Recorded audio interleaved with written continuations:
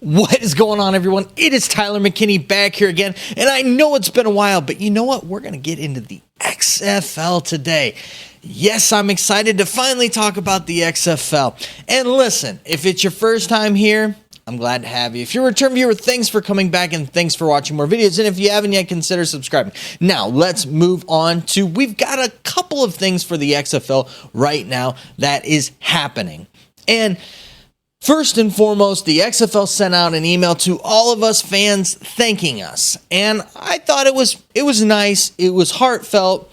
It was good. Listen, it's the Thanksgiving season.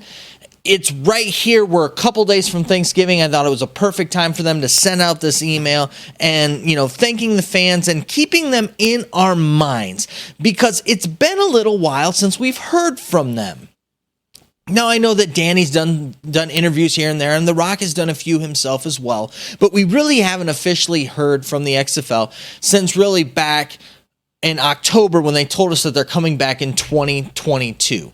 And so, it's good to see that and to get them back on our radar, especially towards the holiday season, as we're going into the holidays, as we're finishing out the year.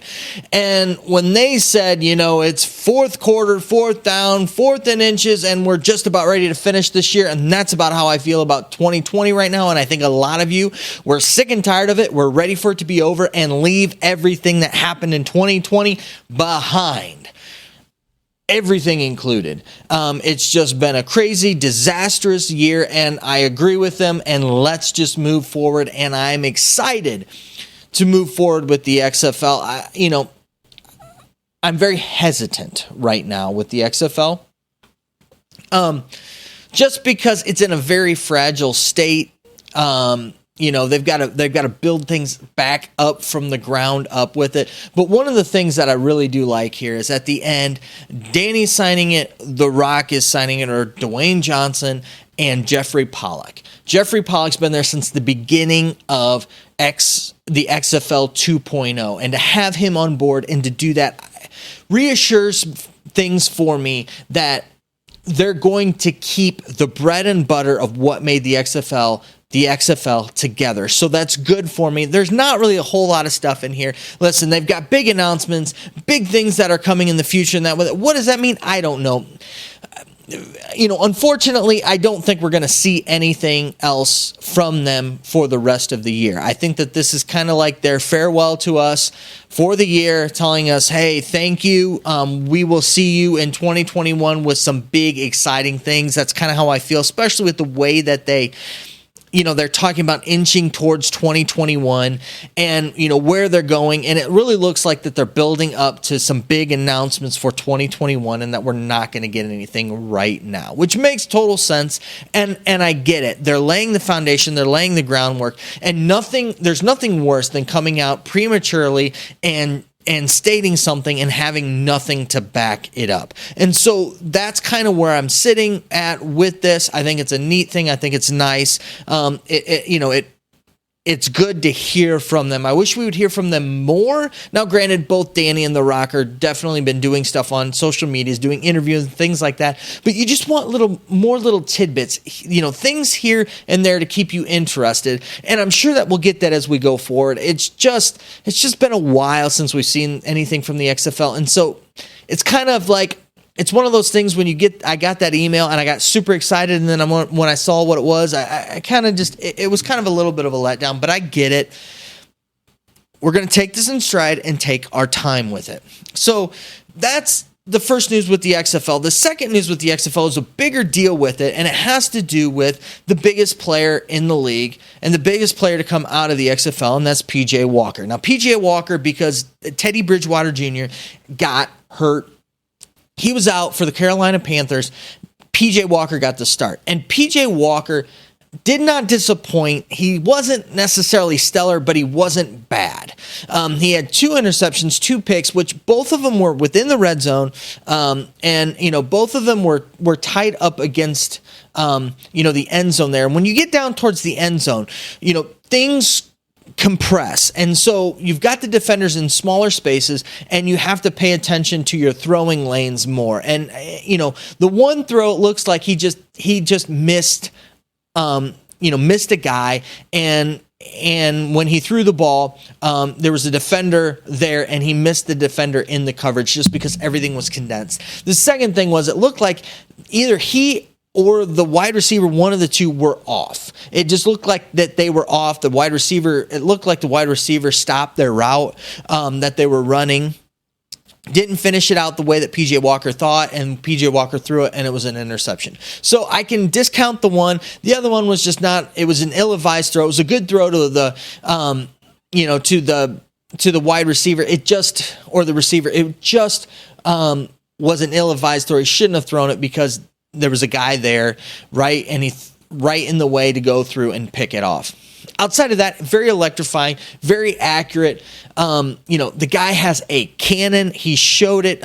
He had one touchdown pass, which is a decent pass to Samuel.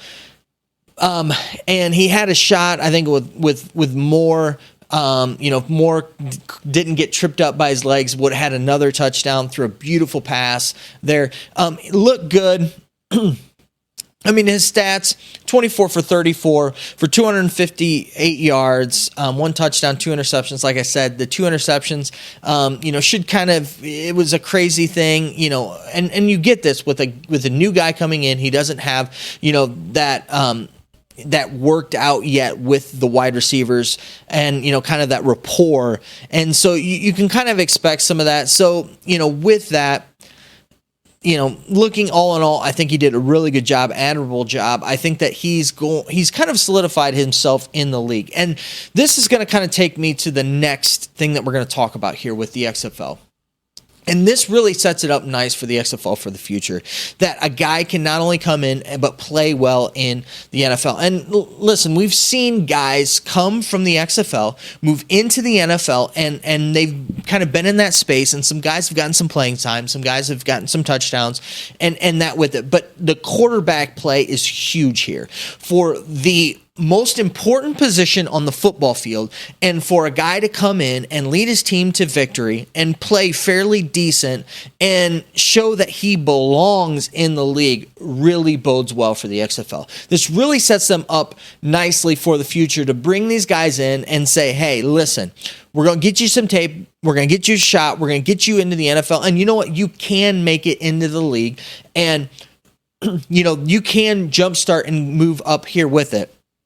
The thing with it is that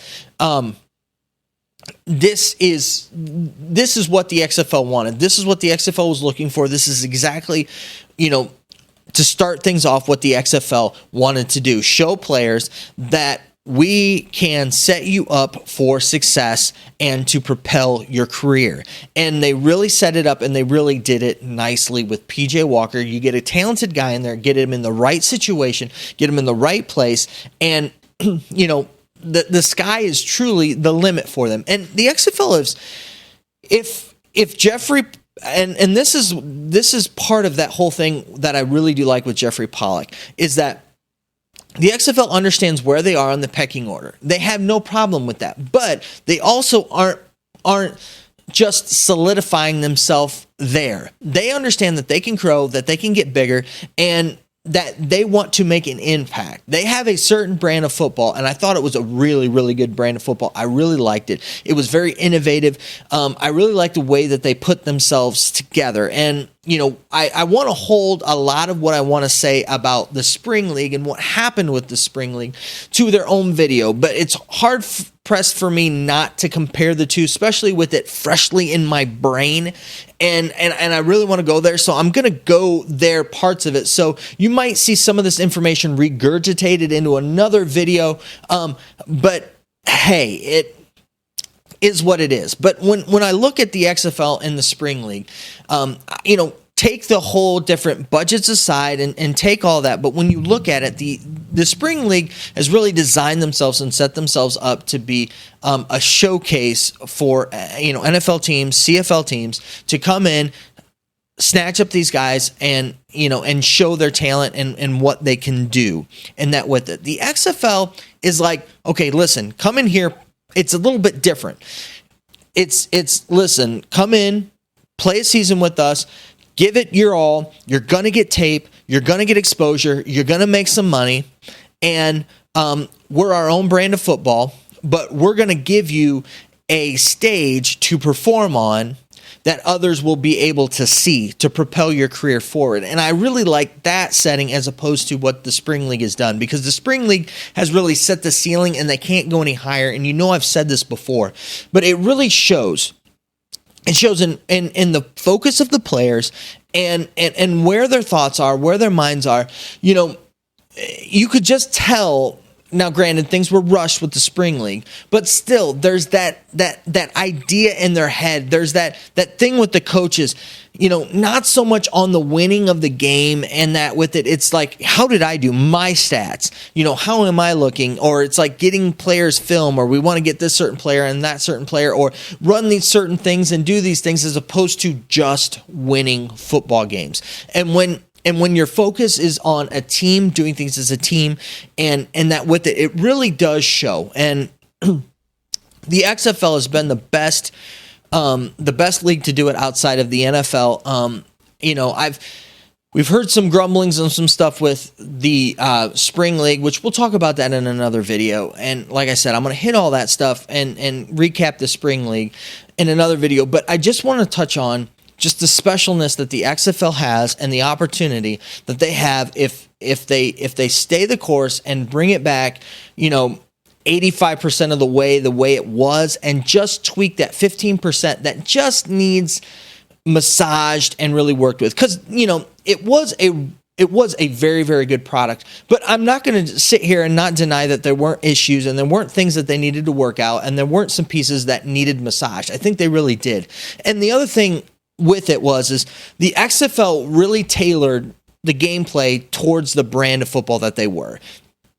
I think that one of the things that the Spring League could have done is tailored the football towards what they were a little bit more. Now, granted, I know it was like you could tell everything was really rushed and it was a rushed product out on the field, but still, it's like, you know, everything was like NFL light, and it felt a little bit like NFL light. I want to see players' talent showcased, because if they're not showcased, these guys are not going to get an opportunity. When you're just running, you know, now I don't think it was, you know, spring games. I don't think it didn't feel like preseason stuff. I mean, it still felt like games, but it still felt like guys were out there for their own skin. It didn't look like, you know, there was a lot of camaraderie. It didn't really look like, you know, that it was like me against the world out there for a lot of people. And you could tell that. Whereas with the XFL, we're a team. You know, it's us battling that other team. And, you know, and you saw it too with the fans. Now, granted, there's no fans in the stands, but the fans latched on to teams. They latched on to players, you know, and you saw that as it went. And so I hope that continues to progress with this. But, you know, we've got a few really good things for the XFL. I mean, it's exciting for the future. Yes, it's going to be over a year before we get any football. But man, seeing these two things in the same week really does bring that back up and really take me back to where I'm like, man, that was fun.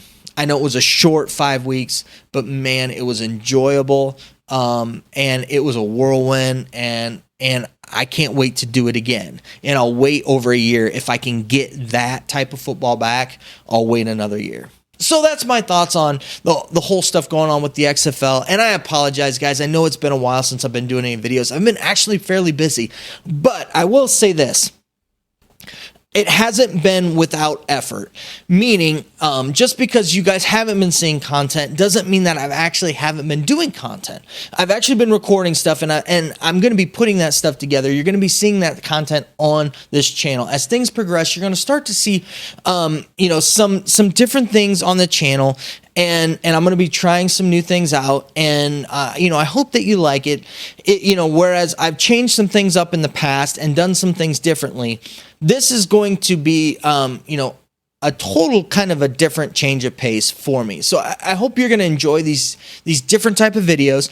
Don't worry, I'm still going to be doing alternative football leagues and really getting into that type of stuff. So I still have lots of plans for that. I don't plan on changing that at all. But, I'm just going to be changing up the content with, just to change some things up and really trying to just open up this space and really be able to hit on a lot more things,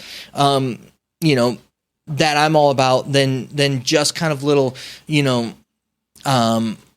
little areas that we get here and there, and especially with no alternative football right now, and that it's kind of difficult to really, cover a lot of that stuff too. So I'm excited for the future of the channel. I hope you are, and I really want to know your guys' feedback down in the comment section. Like always, let me know what you think, and we'll see you shortly and soon in the next video. All right, guys, I know that you're busy. I know that I'm busy, so let's get on out of here. You have a good night. Bye.